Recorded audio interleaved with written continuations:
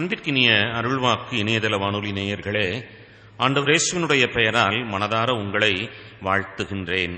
இனிய நல்ல நாளாக இந்த நாள் உங்களுக்கு இருக்கட்டும் என்று சொல்லி நான் அன்போடு ஆண்டவரது வார்த்தையை கேட்க வரவேற்கின்றேன். அன்பிற்கினியவர்களே, இந்த நாளிலே எசேக்கியேல் இறைவாக்கினருடைய நூலிலே நமக்கு தரப்பட்டிருக்கின்ற இந்த நாளுக்குரிய இறைவார்த்தையை இப்பொழுது செல்வன் ஜோ அவர்கள் வாசிக்க கவனமாய் கேட்டறிவோம். அவர்கள் வாயினின்று என் மந்தையை மீட்பேன், அவை இனி அவர்களுக்கு உணவாகா. இறைவாக்கினர் எசேக்கியேல் நூலிலிருந்து வாசகம். அதிகாரம் 34, இறைவார்த்தைகள் 1 முதல் 11 முடிய.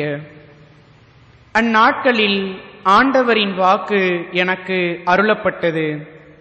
மானிடா, இஸ்ரேலின் ஆயர்களுக்கு எதிராக இறைவாக்கு உரை. அவர்களுக்கு இறைவாக்கு உரைத்து சொல்.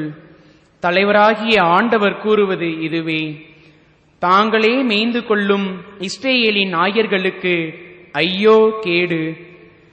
ஆயர்கள் மந்தையை அன்றோ மேய்க்க வேண்டும்? நீங்கள் கொழுப்பானதை உண்டு ஆட்டு மயிராடையை உடுத்தி மந்தையில் சிறந்ததை அடிக்கிறீர்கள், மந்தையையோ மேய்ப்பதில்லை. நீங்கள் நலிந்தவற்றை திடப்படுத்தவில்லை, பிணியுற்றவற்றிற்கு குணமளிக்கவில்லை, காயமுற்றவற்றிற்கு கட்டுப்போடவில்லை, வழி தப்பியவற்றை திரும்ப கூட்டி வரவில்லை, காணாமல் போனவற்றை தேடவில்லை.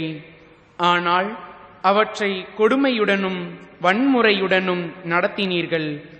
ஆயன் இல்லாமையால் அவை அலைந்து திரிந்தன.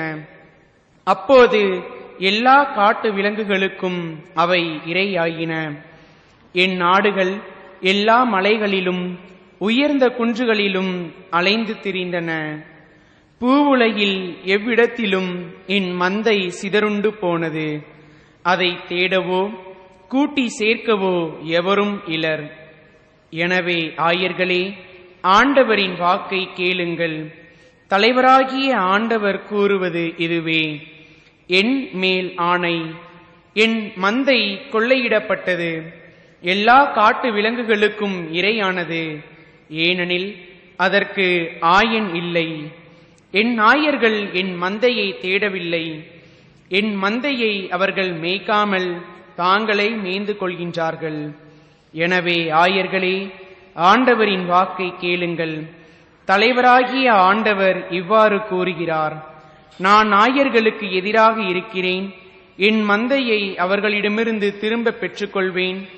மந்தை மேய்ப்பினின்று அவர்களை நீக்கிவிடுவேன். எனவே தாங்களே மேய்ந்து கொள்ளும் அவர்கள் இனி என் மந்தையை மேய்க்க மாட்டார்கள். அவர்கள் வாயினின்று என் மந்தையை மீட்பேன், அவை இனி அவர்களுக்கு உணவாகா. எனவே தலைவராகிய ஆண்டவர் இவ்வாறு கூறுகிறார்: நானே என் மந்தையை தேடி சென்று பேணி காப்பேன். ஆண்டவரின் அருள்வாக்கு. இறைவனுக்கு நன்றி. அன்பிற்கினியவர்களே, செல்வி அமலி பாத்திமா அவர்களோடு சேர்ந்து இந்த நாளுக்குரிய பதிலுரை பாடலாக தரப்பட்டிருக்கின்ற திருப்பாடல் 23 சொல்லி இறைவனை புகழ்வோம். திருப்பாடல் 23. ஆண்டவரே என் ஆயர், எனக்கேதும் குறையில்லை. ஆண்டவரே என் ஆயர், எனக்கேதும் குறையில்லை. ஆண்டவரே என் ஆயர், எனக்கேதும் குறையில்லை. ஆண்டவரே என் ஆயர், எனக்கேதும் குறையில்லை. ஆண்டவரே என் ஆயர், எனக்கேதும் குறையில்லை. பசும் புல்வெளி மீது என்னை அவர் இளைப்பாரச் செய்வார்.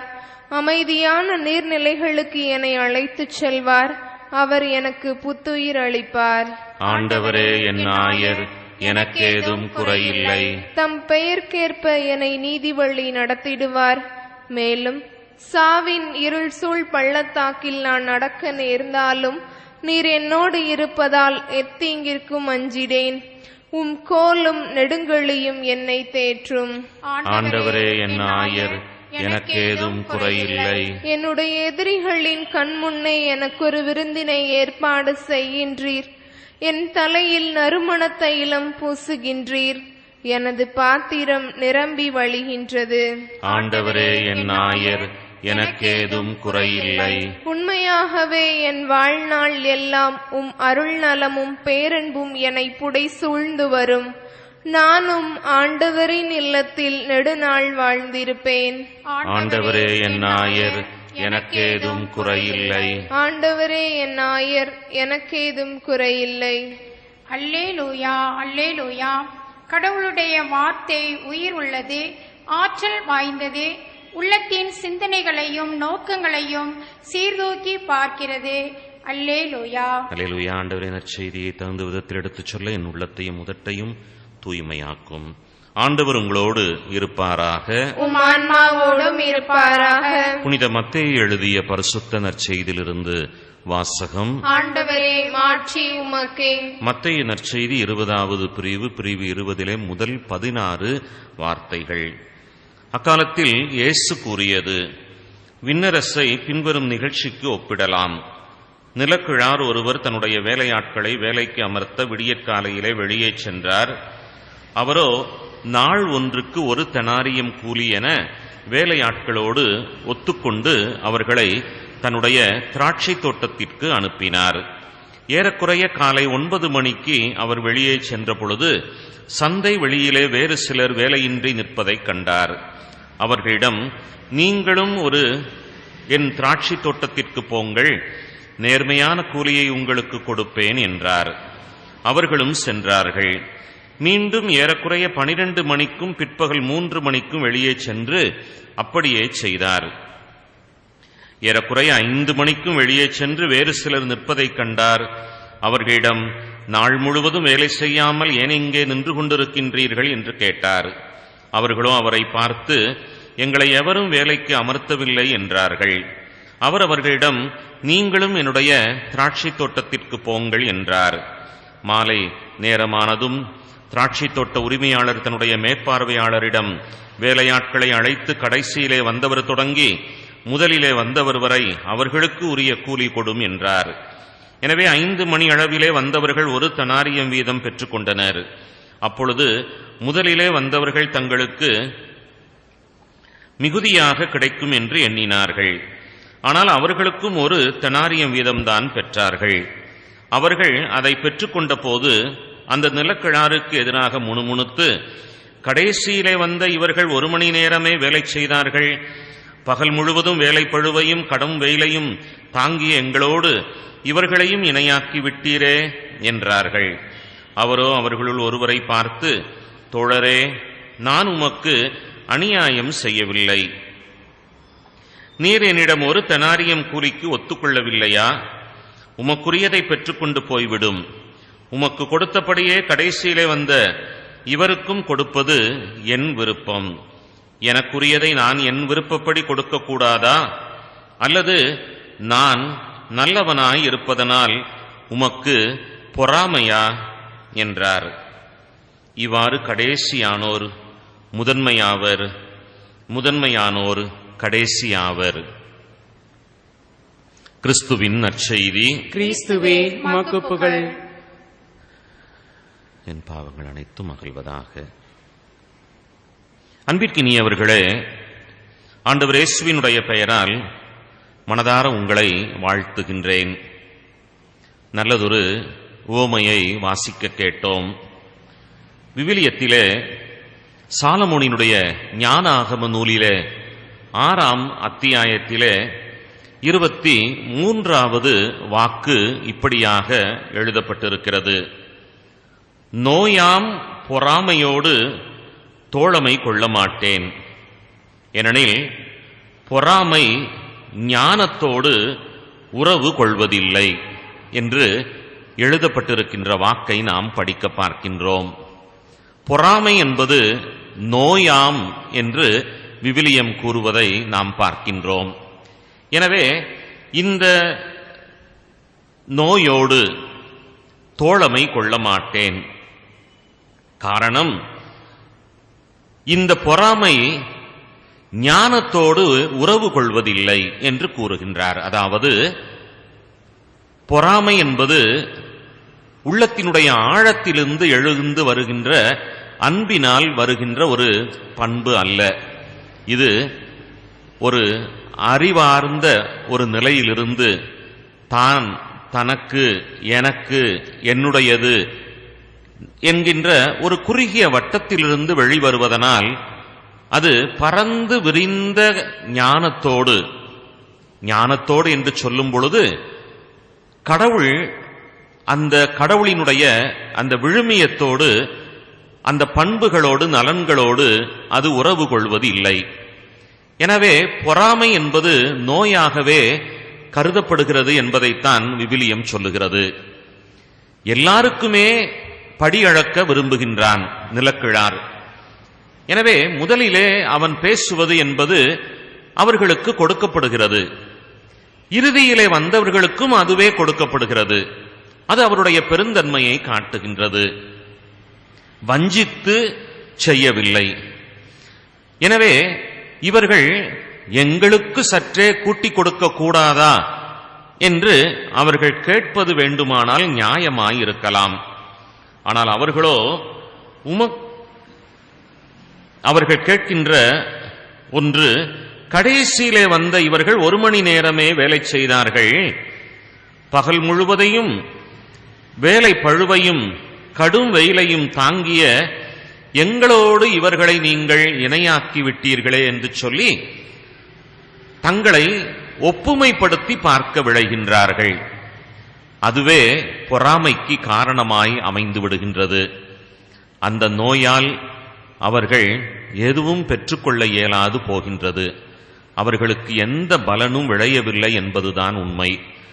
அந்த நோயோடு அவர்கள் போராடுவதனால் அவர்கள் தங்களது வாழ்விலே உண்மையிலேயே வருந்தத்தக்க நிலைக்கே ஆகனவர்கள் ஆகிறார்கள் என்பதுதான் உண்மை.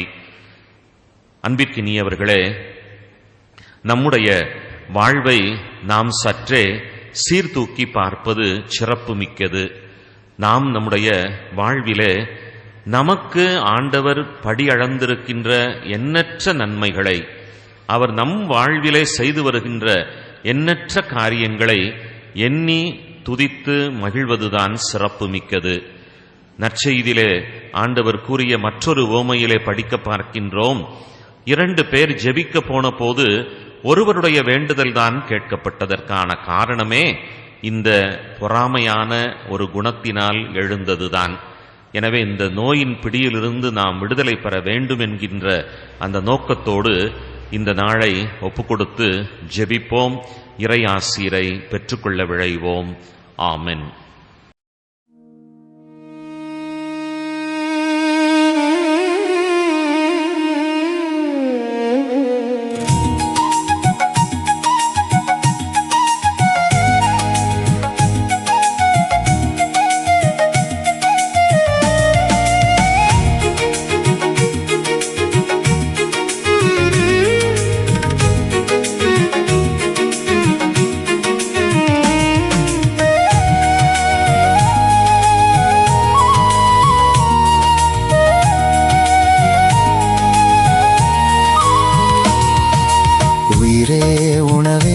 என்னில் எழுந்து வா, உடலிலும் உணர்விலும் ஒன்றாய் கலந்தவா, திருவுடலும் திரு ரத்தமாய் என்னில் எழுந்து வா, மூவொரு இறைவா முழுதாய் உறையவா.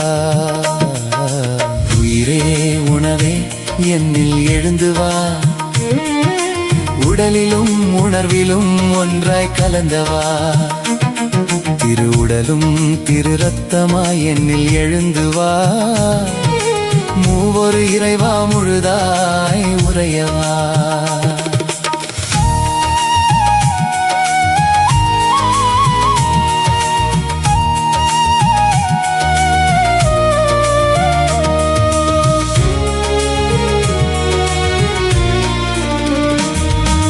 வாழ்வு தருகின்ற வார்த்தையாம் அப்பமே, பரிசுத்த வாழ்வு வாழ அழைக்கும் அப்பமே,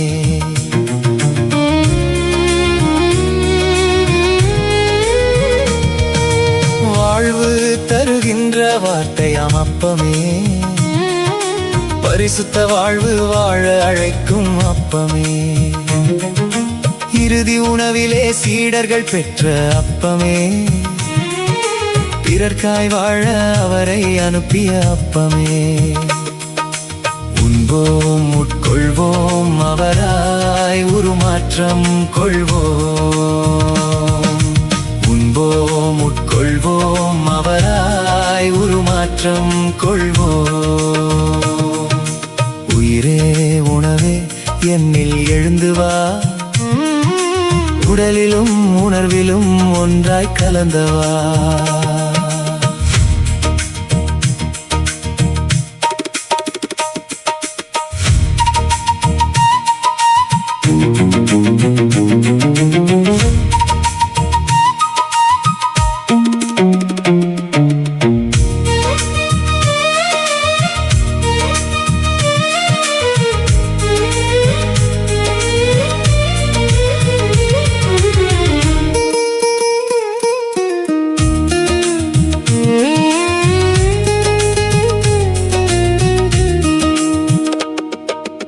என்னுடல் என்று இயேசு தந்த அப்பமே, எல்லோர்க்காகவும் உடைப்பட்ட அப்பமே.